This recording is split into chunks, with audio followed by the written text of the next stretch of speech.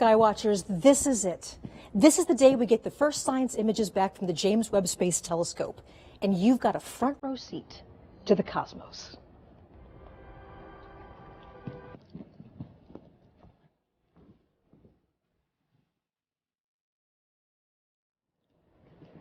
I'm Michelle Thaller, your host for what can only be described as a celebration for everyone on Earth. So think about this. Light from the earliest days of the universe has been traveling to us for billions of years. Just over the last few weeks, we've captured some of that light with a telescope that sees the universe in an entirely new way. And today we share the very first results. So longtime space fans are going to know who this is. This is Dr. John Mather. He's the senior project scientist for the Webb Telescope and a Nobel Prize winner. And John, I couldn't be happier to be here with you today. Thank you. It's a thrill to be here for this very special day. How are you feeling? I am thrilled and I'm relieved because, you know, when you start something this big, you know there's always a possibility it might not work. It did work. We are so proud. And you've been on this project for a very long time, right? Yeah, started in 1995. We had just finished measuring the Big Bang. We measured it with the Cosmic Background Explorer satellite that we built right here at Goddard. And we measured the spectrum. We measured there are hot and cold spots in the Big Bang. So we said, now we know it all, how it all got started. But then what happened after that? So then I got a call from NASA headquarters. Would I like to work on this new telescope that's going to help answer those questions? What happened after the Big Bang? How did the galaxies grow? How did the first black holes grow? What happened all the way from there to here? So this is our time machine, and I just wanted to be part of it. I am so thrilled that we got a chance to do it. One of the things that I remember you saying, and this is kind of amazing, that after you win the Nobel Prize, you thought that this mission was the most important thing to work on. Absolutely. It's the next question. After you know how it started, what happened then? And, you know, suddenly we now have the technology to do it. We didn't have 50 years ago. We didn't have the technology 25 years ago, even when we started this. We had to invent things along the way, so we did that, and here it is. Well, thank you. We'll be back to you in just a moment.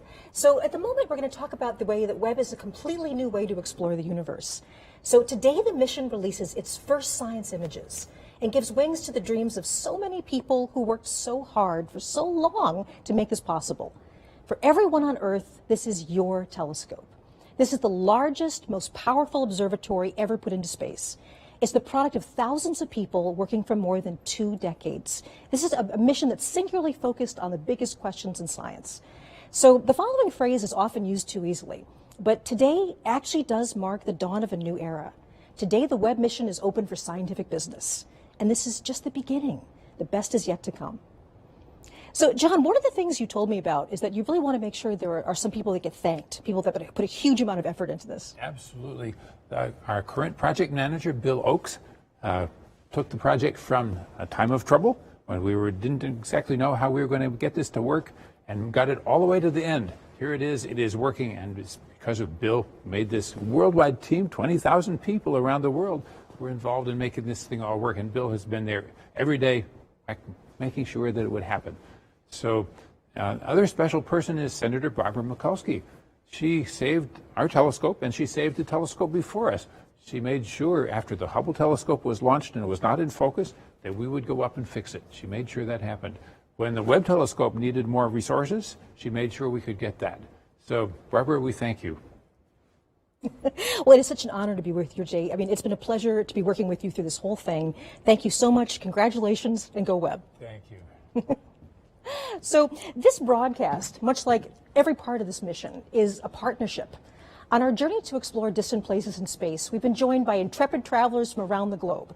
We have so many extraordinary collaborators. So let's check in with our partners who will be sharing the stage with us today as we reveal Webb's 5 first science images. From the European Space Agency, I'm joined by Katie Haswell in Darmstadt, Germany. Katie.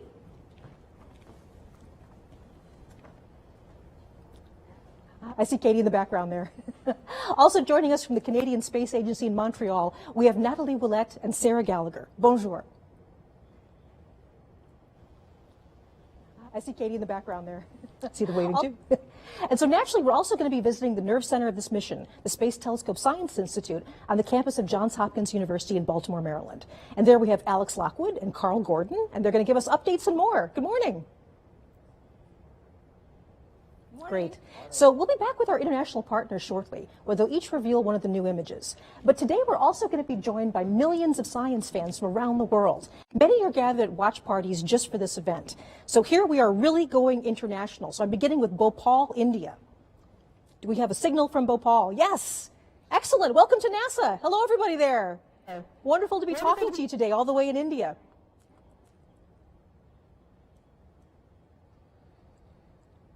We'll be back to them later, yes? Great to wave to you. Hi, wonderful. And we also have a warm welcome now in Portland, Oregon. So we have the feed from Portland. A bit dark, but I see everybody there. Hello, Portland. They're in an auditorium, I see. Okay, next we're going to go off to Milan, Italy. So afternoon in Italy. Do we have the feed from Italy? I guess we have a screen from Italy. And next we're going to go to Rutland, Vermont. So is this Vermont? Hello, Vermont. Hi, everybody. Nice to see you. Thank you for being part of this today. Okay, going even a little bit further afield, we have Netanya, Israel. Hello. Hello, Israel. Yay. Really nice to see you guys. Okay, and just one more for now. I see people like giving me hugs. Okay, we also have Vancouver, Canada. Hey, Vancouver. Hi. All right. Wonderful. Wonderful to have all these people with you. So right across from the campus from me, there's also a huge watch party taking place with members of the Webb team. So the wonderful thing is that they actually are people that have worked on the mission, and they are part of our NASA Funny family. So hello Webb team.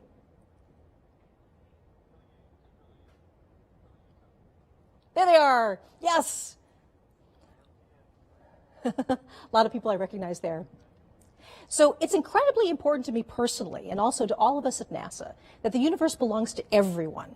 And we are thrilled to share this day with fans everywhere around the world. We'll say hello to some more later in our broadcast. So now it's time to start the main event.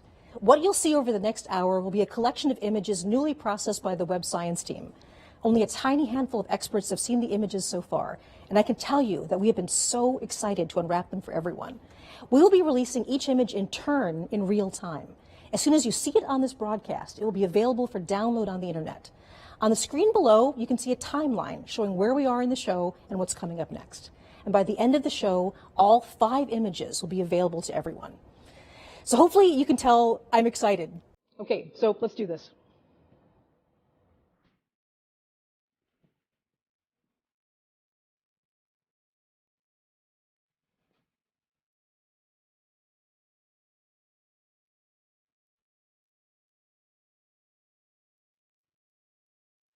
Okay, we're going to release the first image right here at NASA Goddard Space Flight Center, Maryland, and we're just outside of Washington, D.C. NASA Goddard is home to the project office of the Webb Telescope, and the observatory portion of the telescope, the mirrors and the science instruments, were integrated and tested here before launch. So for many of us, including myself, seeing Webb come together bit by bit right in front of our eyes was an emotional and very inspiring experience. So it's kind of like a part of us was out there with Webb right now. A million miles away, part of our hopes and dreams are out there. So ones we're seeing as they looked about the time the sun and the earth formed. And then behind the cluster, we have the gravity of the cluster is distorting and warping our view of what's behind.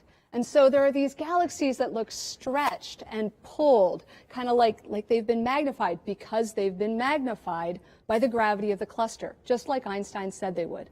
And, you know, it's really, there's so much detail here. We're seeing these galaxies in a way that we've never been able to see before. There's just a sharpness and a clarity we've never had. And so we can look at, if we zoom in on this image, and I encourage you as you grab this image at home, like zoom in. You can, you know, really zoom in and play around. There are galaxies here in which you're seeing individual clusters of stars forming, popping up just like popcorn. And then we also see in the background of this image, kind of littered like jewels all over the back of the image, are these faint red galaxies.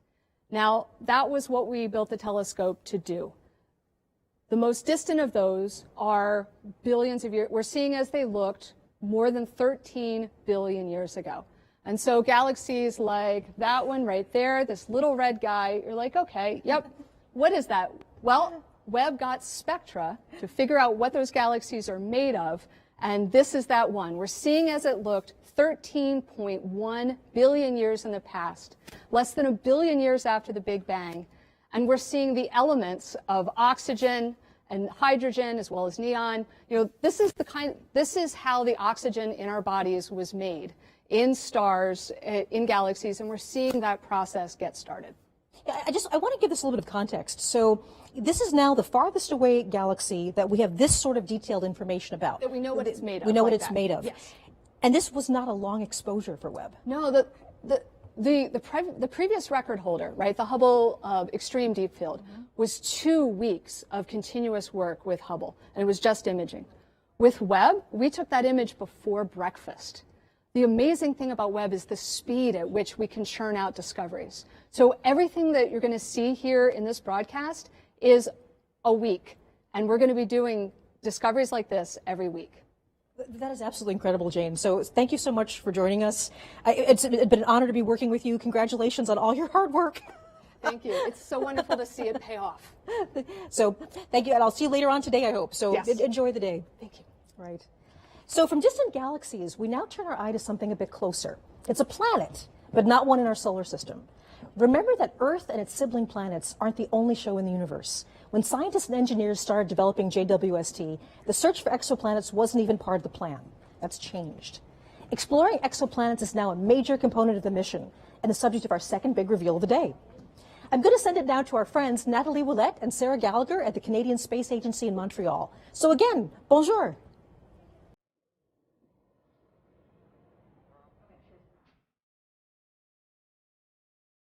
I guess we're having a little.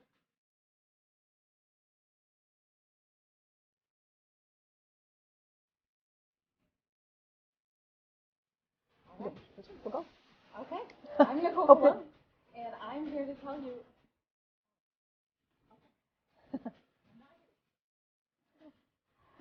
Sorry for the brief pause there. We're now going over to Canada.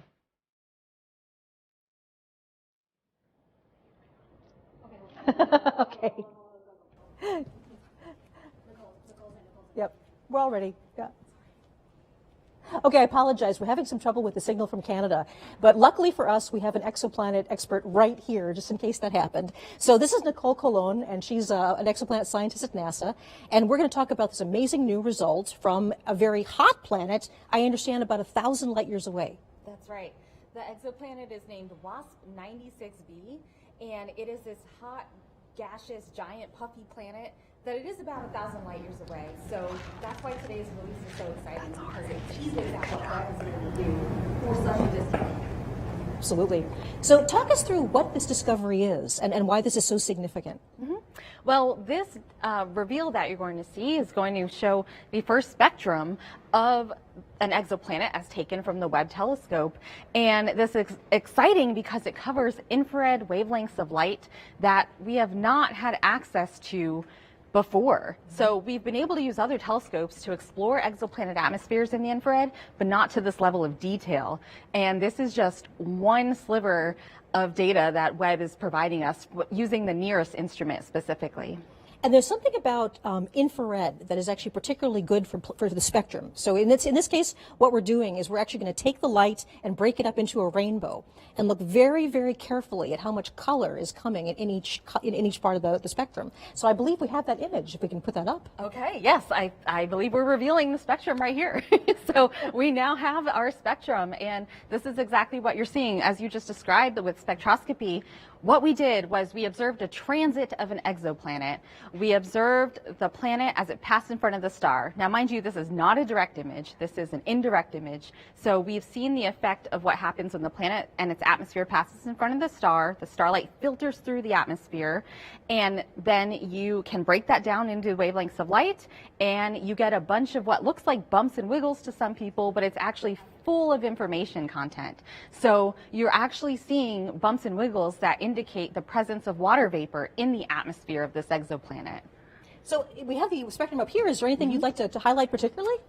Yeah, absolutely. So we have several features marked here. So I call them features. They're these what I just referred to as bumps and wiggles, but what you're seeing here is a telltale signature, the chemical fingerprint of water vapor in these atmospheres, in the atmosphere of this specific exoplanet.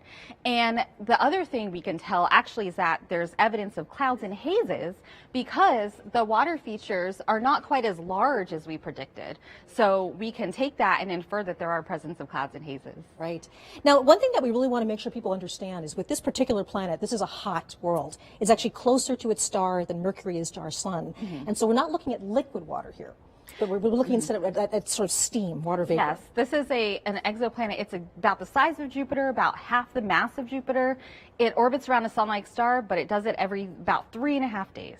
So it's extremely hot, extremely close in, nothing like our solar system planets. But that's okay, because what we're seeing is, again, the first exoplanet data from Webb, and this is just the beginning. We're going to start pushing down to further smaller planets and being able to take measurements just like this with the NIRS instrument that was built by the Canadian Space Agency, but also there's three other science instruments that will add to our knowledge in the infrared, as well as direct imaging modes along with the transit method. So there's a lot more to come. And I guess one thing we should mention is not only are we going to be looking at planets that are more like the Earth in the future, but we'll also be looking at planets in our own solar system. Absolutely, yes. We're going to have exciting data from planets in our solar system, from Mars outward, as well as asteroids and comets. So stay tuned for a lot more to come. Thank you so much, Nicole. Thank you so much for telling us about the spectrum, and I'll be seeing you later on today.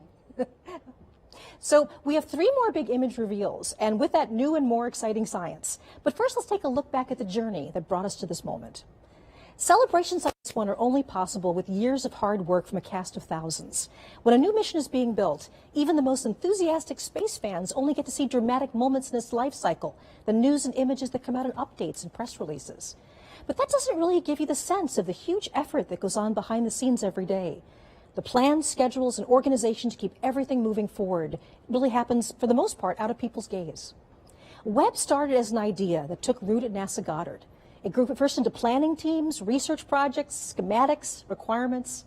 Then it began the long journey to become real with the development of new technologies, cutting-edge engineering, and finally fabrication, putting it all together. Let's take a brief look back at the visionary journey to how we all got here today. So today was the final closeout of the purge. Okay, guys, I can hear Rupa, It's but a pretty emotional moment to be in there and actually, you know, closing it up for the very last time, right? You know, you're the last one to touch this, and so that was the final operation. And once that fitting is closed out, there's no more touching of the vehicle. We're ready for launch.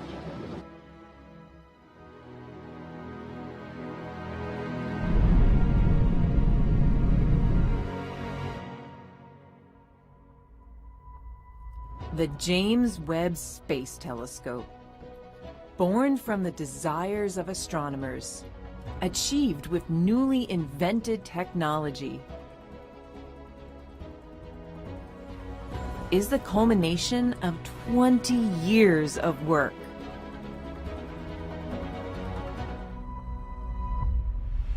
Humanity has unlimited questions about our universe. Engineering a way to investigate them requires enormous creativity. Webb has been a trade-off between engineering performance, what the astronomers want, risk. In fact, when we started 20 years ago, we were actually looking at an 8-meter telescope. Developing the most sensitive instruments. And testing, and more testing.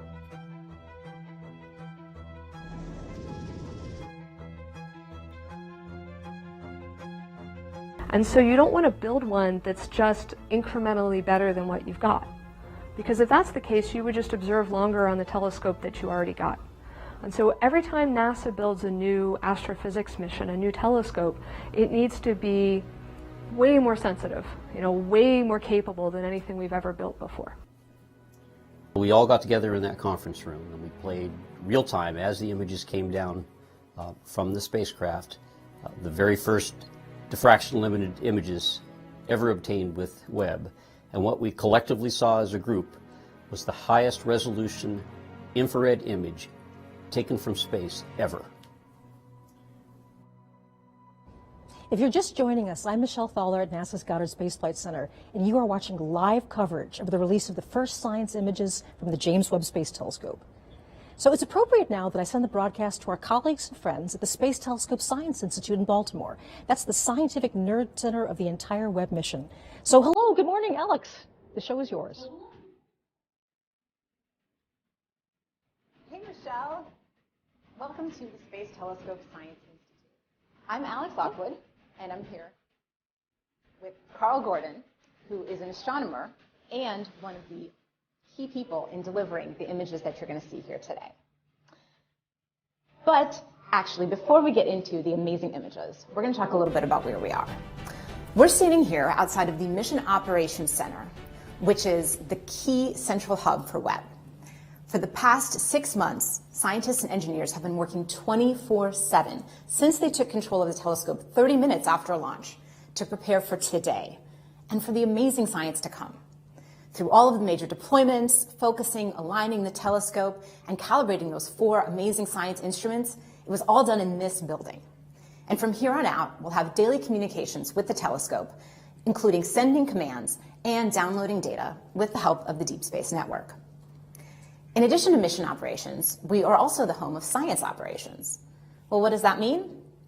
Every year, we solicit proposals from astronomers across the country and the world for what they would like to look at with Webb. Then we hold a rigorous selection process to select the ideas that will best utilize Webb to study and understand our universe. When the data come down and astronomers analyze their results, we are the lucky ones who get to share that data and those amazing science results with you. And we knew that today was going to be so exciting with the first images, so we've actually been preparing for years. Here is Klaus Pontoppidan, project scientist for Webb and the technical lead for the first images, it's been a years to tell you process. about the process of the past few years of my selecting first the email targets. related to the first images was back from 2016. So back then, a committee was created, and this committee was charged with coming up with a long list of targets for the first images. And the reason for that is that the observatory can't see the entire sky at any given time. And this is because you want to avoid the mirror seeing direct sunlight to keep it cold. And it actually had to be quite a long list. We ended up with about 70 targets, from which we had to select only a handful. You know, what would create the most beautiful images, what would highlight the instruments, the different 4 science instruments for Webb, and what would highlight the 4 major science themes for Webb. And it's a celebration as well of the beginning of science observations.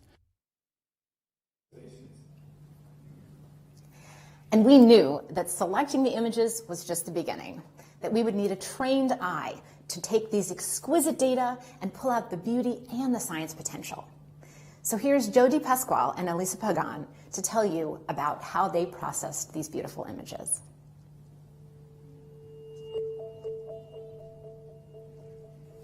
And they have it up downstairs. I think they missed some of that beginning.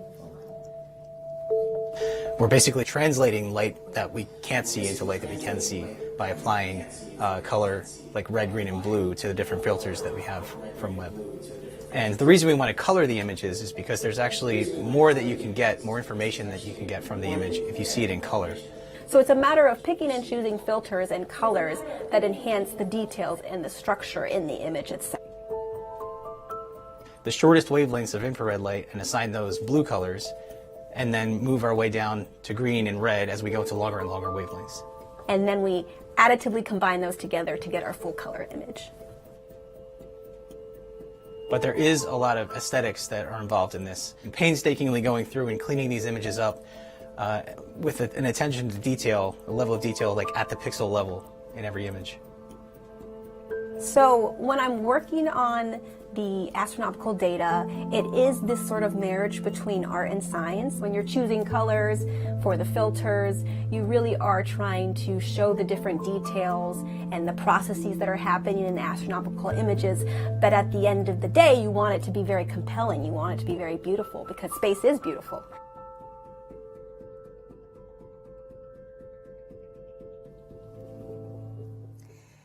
And after those images were processed, there was a select few of us, very lucky few of us, who got to see the first images.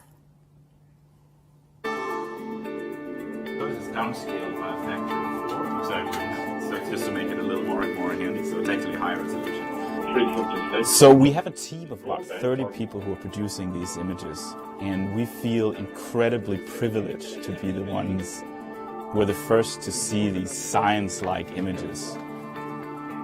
When we saw the first data come down of real targets, people were speechless and there were emotions, because we could see how amazing this observatory will be. The detail, the sharpness, the depth. And when we saw the first color images, we knew that we had a winner. And now we are ready to see Webb's first image of a star dying, a planetary nebula called the Southern Ring. Let's do it. Oof. Wow, wow. This near-infrared image is, wow, the detail. Oh.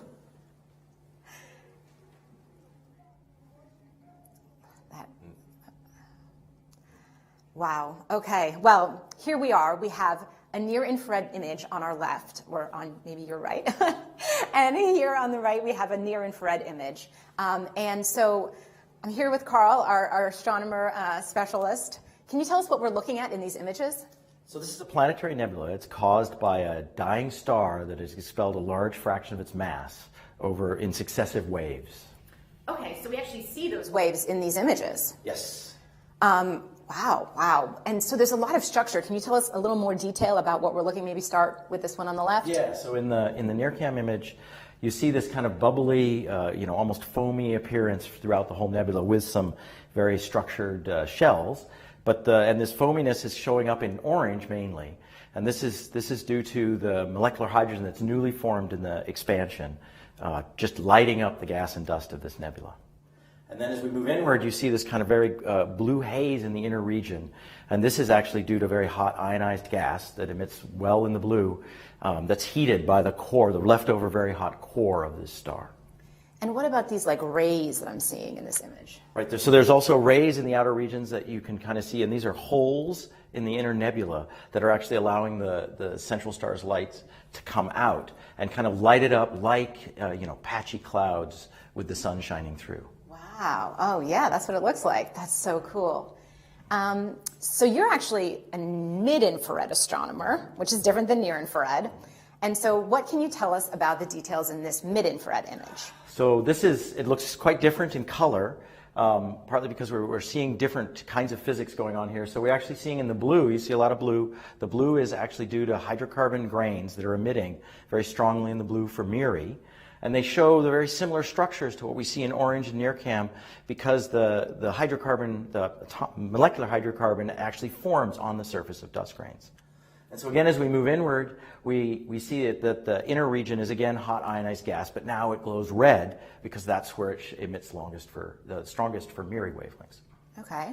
And then as we go into the center, we see kind of the surprise for us, which is we knew this was a binary star, but we effectively didn't really see much of the actual star that produced the nebula.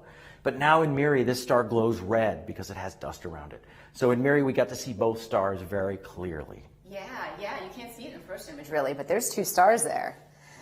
So that's a fun surprise. And I think that there's another little Easter egg you want to tell us about? Yeah, so this was, the Easter egg is this kind of narrow filament up in the top that's radially aligned. You can kind of see it very clearly in the MIRI image. It shows up as this blue structure, and it points very much to the central sources. So I thought, oh, this must just be a density enhancement in the outer nebula. I thought that very, very strongly, but other people on the team were like, no, it's a background edge-on galaxy. Well, I made a bet that said, no, it's part of the nebula. By the way, I lost the bet because then we looked more carefully at both the NIRCam and MIRI images, and it's very clearly an edge-on galaxy with a dust lane and a bulge. So I lost the bet. Well, you lost the bet, but you got these gorgeous images, so I think it's a win for everybody. Anything else you'd like to say today? I can't wait to see where we go from here. Oh, neither can I. All right. Thanks so much. Back to you, Michelle.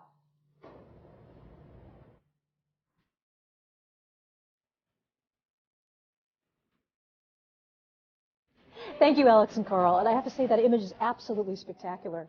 So as you know, people from all over the world are watching us today and joining in our excitement as we release Webb's first science images. We've been checking in with our colleagues in Europe and Canada throughout the program, but we also want to take a moment to include the people at the oh so many viewing parties scattered around the world like stars in the night sky. So let's check in with some of them now. First, we go all the way to Perth, Australia. Do we have a signal from Perth? I guess nothing from Perth right now. Maybe we have some of our other feeds. We're going to check in with them right now. Do we have Winnipeg, Canada? Oh, there it is. There's Australia. There's Perth. Hey, waving to Perth, Australia. Thank you so much for joining us today. And next we're going to Winnipeg, Canada. Hello, Winnipeg. At a planetarium. Everybody's enjoying the show, I hope. Okay, Dayton, Ohio. Everybody's watching on the, there we go, Dayton, Ohio. Hello, everybody, Dayton. Nice to have you here with us. There we go, yes. Hey, hey, Dayton. Hey. They're jumping up and down. Hi. Okay, all the way Bangalore, India. Bangalore. Hello, hello to Bangalore, India. Hey. That's absolutely wonderful. Hey. Okay. So I hope you enjoy the rest of the images we're releasing.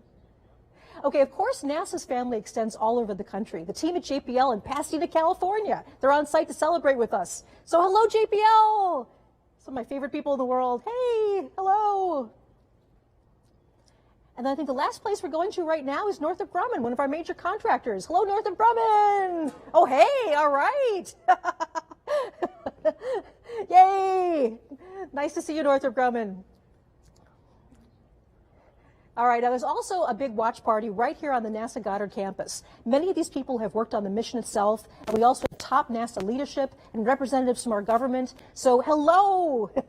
Hello, watch party at Goddard. Yay!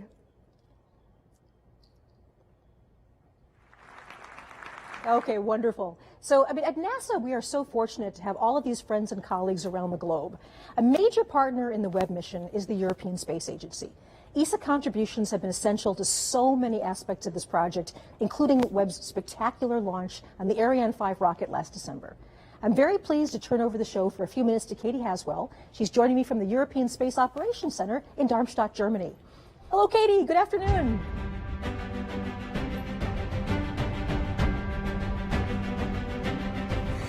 Thanks, Michelle. Thank you, Michelle, and welcome to Germany. We're at the European Space Agency. I'm still getting all kinds of IFB from lots of center. It's where the teams effectively fly the satellites. They're a little bit of a cross between air traffic controllers and pilots. We have lots of different control rooms here. This is the main control room, and as you can see today, it's not in use, so we've been lucky enough to move in here for today. I have two very special experts with me, both scientists from the European Space Agency. Giovanna Giardino is a near-spec scientist. Giovanna has been working on that for many years and lots to tell us about that. And Mark McCaughrean is a special advisor for space, for science and exploration. These two guys have been working on the Webb Space Telescope for a long time. So we're very grateful to have you with us. Thanks, folks. Pleasure. We are excited to reveal our image with you. But before we do that, we thought we'd give you a little bit of background, because we've come here today because these guys were the first ones to pick up the signal during the Webb launch, when Webb first launched. They run a system called S-Track, which is NASA's deep space tracking system, and they were listening out when Webb called home. And the controllers here have been looking after a whole very, very impressive list of missions since 1968. ESA has played a very, very important role during the for the Webb Space Telescope. They provided the launch on board the awesome Ariane 5 launch vehicle from the Guiana Space Center. The atmosphere in the Mission Control Center was electric, I can tell you. I was there.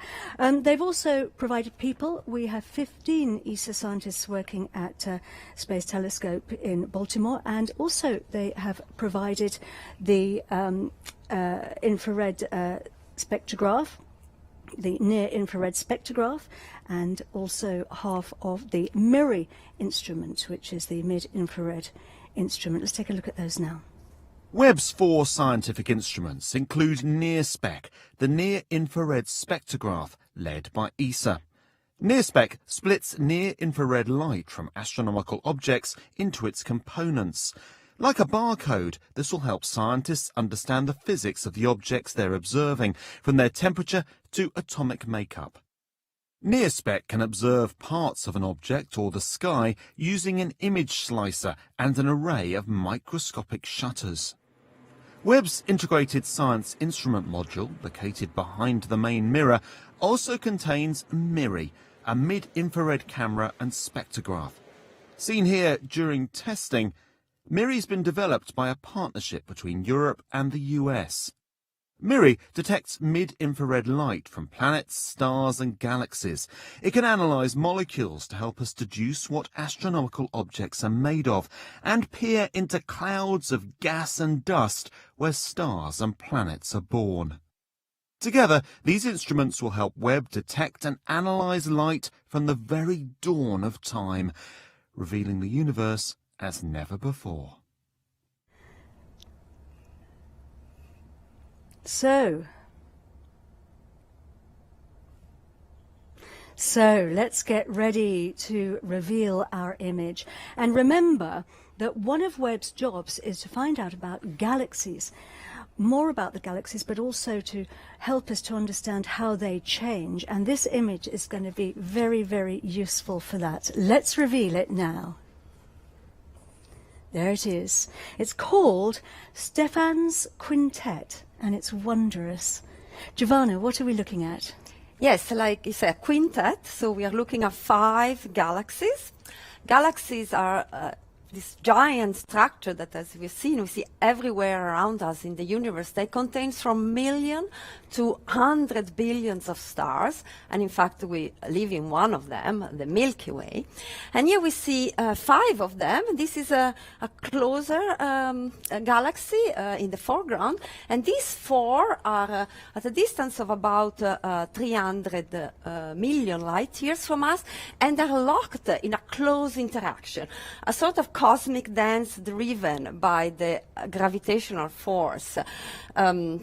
You can see here these 2 in a process of merging within each other. This is a very important image and an area to study, because it really shows the type of interaction that drives the evolution of galaxies. That's the mechanism of galaxies' growth. I love this image of the cosmic dance moving through each other. Mark, there's a lot going on, though, in this image, isn't there?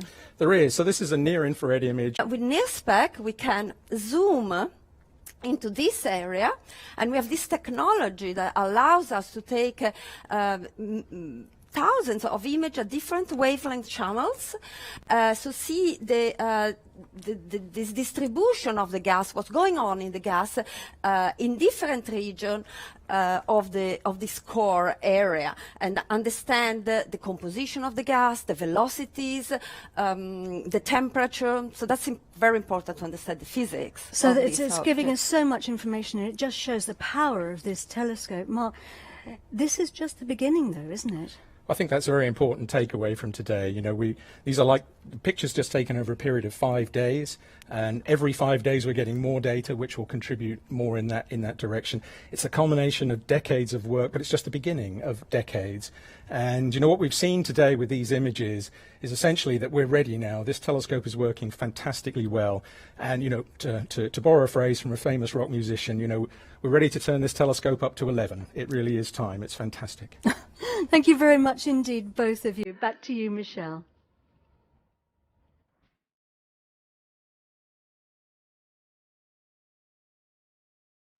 Thanks, Katie. It is so great to have you and your colleagues with us on this historic day. So before we get to the fifth and final image reveal of the day, it cannot be said enough that an achievement like the James Webb Space Telescope is something bigger than any one of us. It's bigger than any organization, any country. This truly takes a planet. Webb belongs to all of us, and starting today, the discoveries start and they're not going to stop. This is just the beginning. We've said several times throughout the broadcast that the Webb mission is about people, and during the construction of the great telescope, people started to see themselves in it, literally. Day after day, people visited the observation window at NASA Goddard, and looking through the glass, they snapped selfies of themselves reflected in the gigantic golden mirror. These photos are actual reflections of the enormous human investment and the emotional commitment that brought this mission to life. And now, years later, that mission is finally collecting light from the earliest days of the universe, all the way to worlds in our own solar system. It's the same mirror that reflected the many faces who see themselves as part of the journey to understand our shared origins. Let's stop for a moment and appreciate the people behind Webb.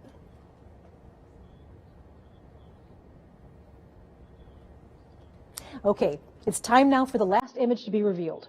Here we go.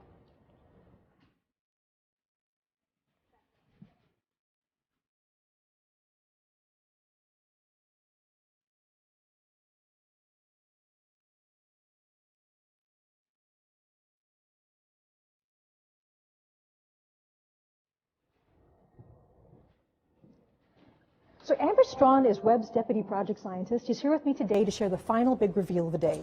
So Amber, it is so good to see you. How are you feeling? Oh, so great, so exciting. What a great day this is. Yes, so one of the things that we're going to do is before we get to the final image, the James Webb... I always tell everybody I'm paid to worry, frankly, and that's good. What we want to do, though, is, just really thank the team again. Of course, we heard Bill and Scott and Greg talking about the team that is there. I think what's also important is to recognize that Bernie is sitting there, who was the first manager. I was sitting there. Could you stand up?